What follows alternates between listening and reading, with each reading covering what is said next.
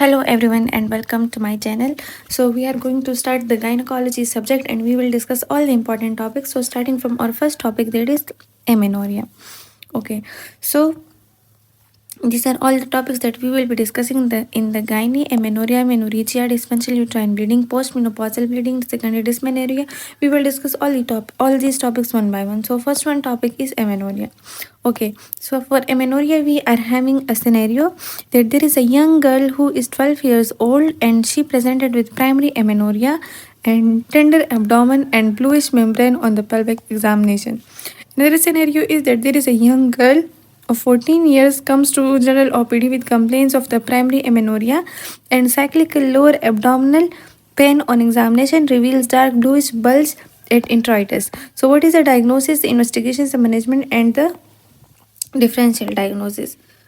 Okay, so we are having a diagnosis that it is outflow obstruction or imperforated hymen, as there is bluish membrane present on the pelvic examination. So this is amenorrhea due to the outflow obstruction or imperforated hymen.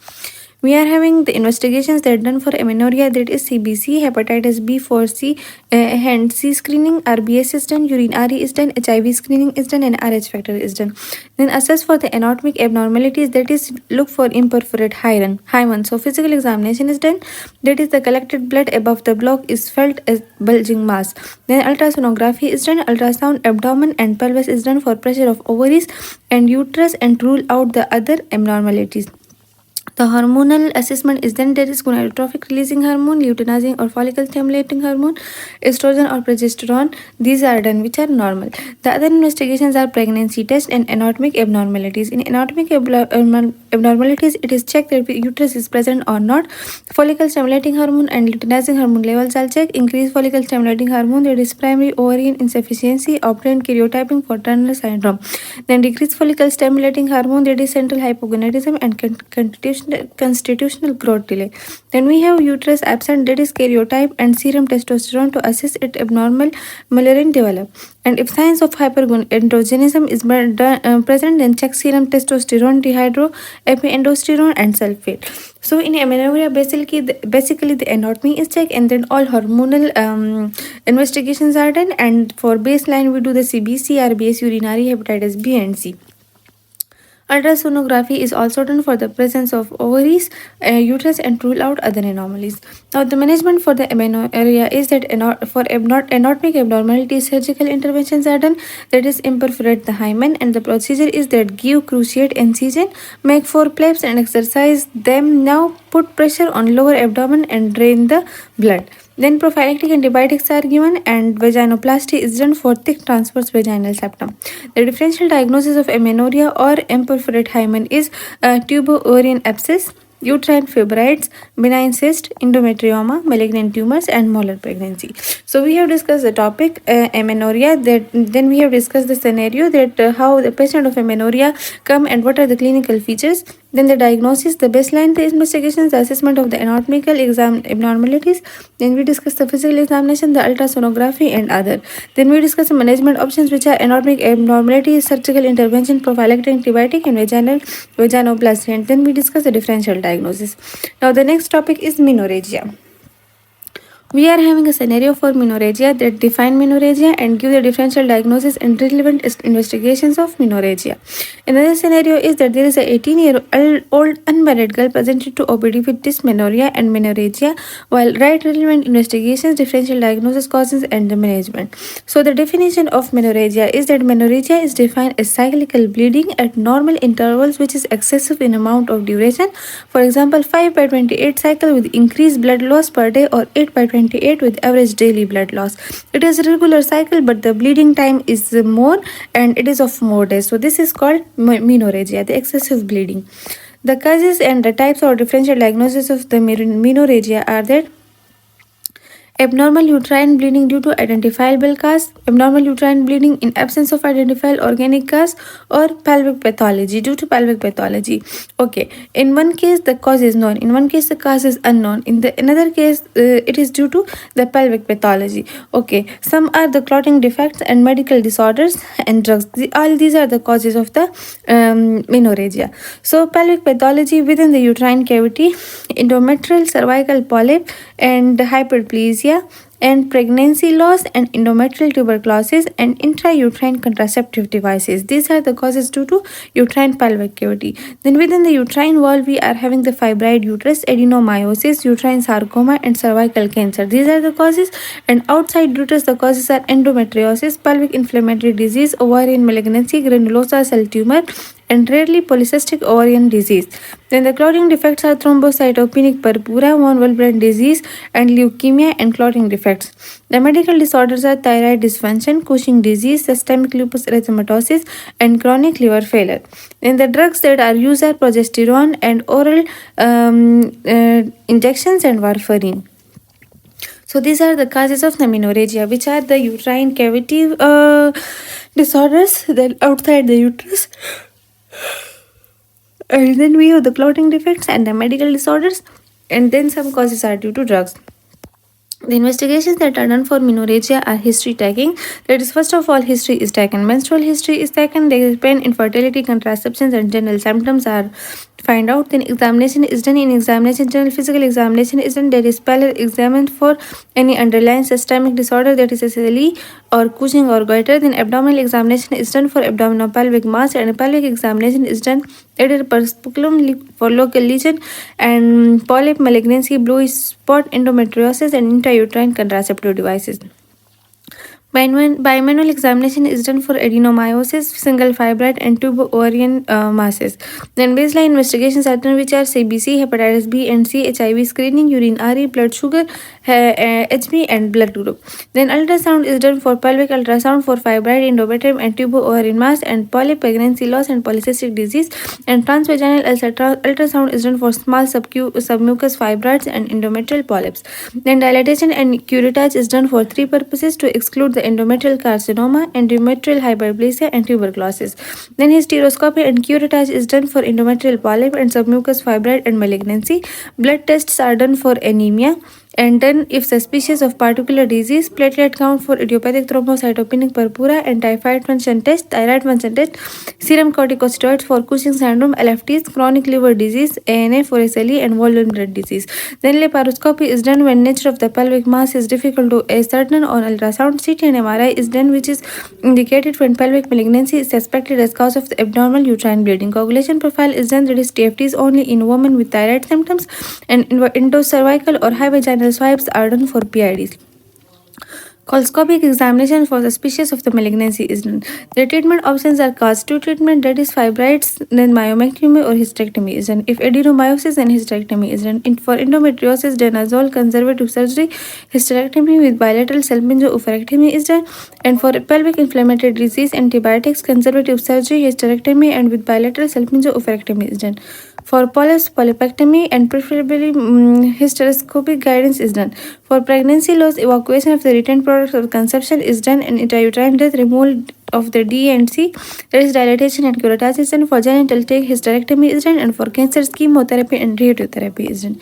If the defect is due to thyroid and thyroid or antithyroid drugs, Cushing syndrome, then steroids are given. For bleeding, splenectomy or steroids are given, and other disorders and platelet and fibrinolytic agents are given.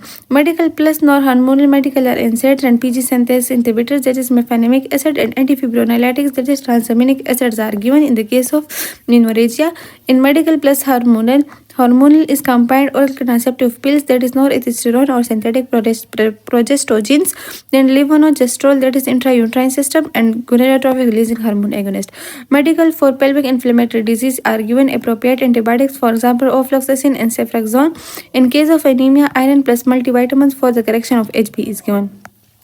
Surgically, endometrial ablation, hysterectomy, and myomectomy is done, and treatment according to the cause is provided. For example, oophorectomy for ovarian tumor, myomectomy for fibroid in young female, and polypectomy for endometrial polyps. Okay, so we have discussed the most important topic from the gynae in very detail, that is menorrhagia. And we have discussed all the important aspects, that what investigations are done for this case and what are the treatment options. So we have discussed the scenario first, that Menorrhagia is there is 18-year-old unmarried girl to the present to the OPD with dysmenorrhea and right relevant investigation, differential diagnosis, causes and management. So this is the definition, that it is the excessive bleeding, cyclical bleeding, which is an excessive in amount of duration, for example 5 by 28 cycle. Then we have discussed the types or the differential diagnosis of the Menorrhagia. Okay, so we have discussed the definition and the causes, that is the types and the differential diagnosis of the menorrhagia. And then we have the pelvic pathologies within the uterine cavity, within the uterine wall and outside the uterus. Then we have the clotting factors, defect, the medical disorders, the drugs, and these are the factors that cause menorrhagia. Then the specific investigations to find the causes, history taking and examination. Then the baseline investigations are done, and then the ultrasound is done specifically, that is pelvic ultrasound and transvaginal ultrasound. Dilatation and curettage is done for 3 purposes, and the sex number is hysteroscopy and curettage is done. Blood tests are done, these are the anemia and done for suspicious particular disease.